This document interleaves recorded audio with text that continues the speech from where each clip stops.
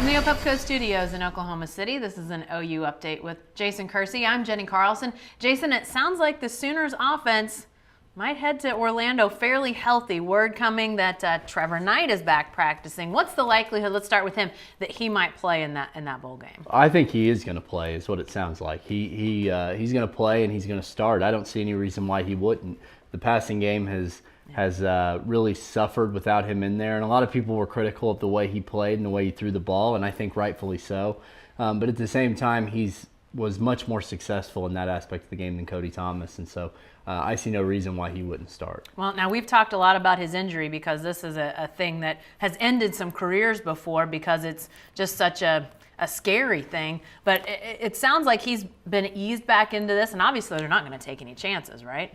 Yeah, I don't think they would, and they have eased him back in. I mean, I think they would have loved to have had him against Oklahoma State. They might have won the game if they'd have had him against Oklahoma State, because really all they needed was one first down. They're late in the fourth quarter. So I definitely think that this has been they've been cautious with him, and they want to make sure that he's fully healthy and that there's no risks. And with an injury that scary, you have to do that even if it costs you a loss. Yeah. You talk about Bedlam, and obviously that's when Samaje Perine has his foot ankle injury.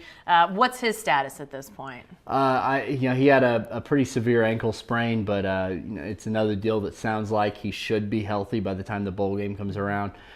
Get some time off, and I think it's the same thing with Sterling Shepard, and that's really the three guys that they were missing there, and at one point or another in Bedlam, and it's huge. It makes a huge difference.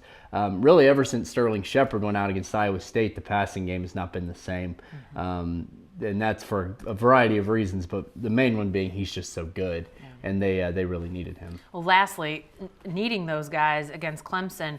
Obviously, Brent Venables, the defensive coordinator at Clemson, I'm sure he's going to have the guys fired up. What is the challenge for this Sooner offense going up against Clemson? Well, they're the #1 defense in America in terms of total defense. So they've done an excellent job this year, and they would be a challenge even with all of OU's healthy guys. It would be a big challenge. So I think without any of them, it would be even worse. Vic Beasley is defensive end. He's a two-time All-American, first-team All-American. So he'll certainly be an interesting challenge for OU's tackles, who we've talked how good they've been. Tyrus Thompson and Darrell Williams are really going to get tested in this game. All right. Thanks, Jason. Sure, stay with the best coverage team anywhere at newsok.com and every day in the Oklahoma.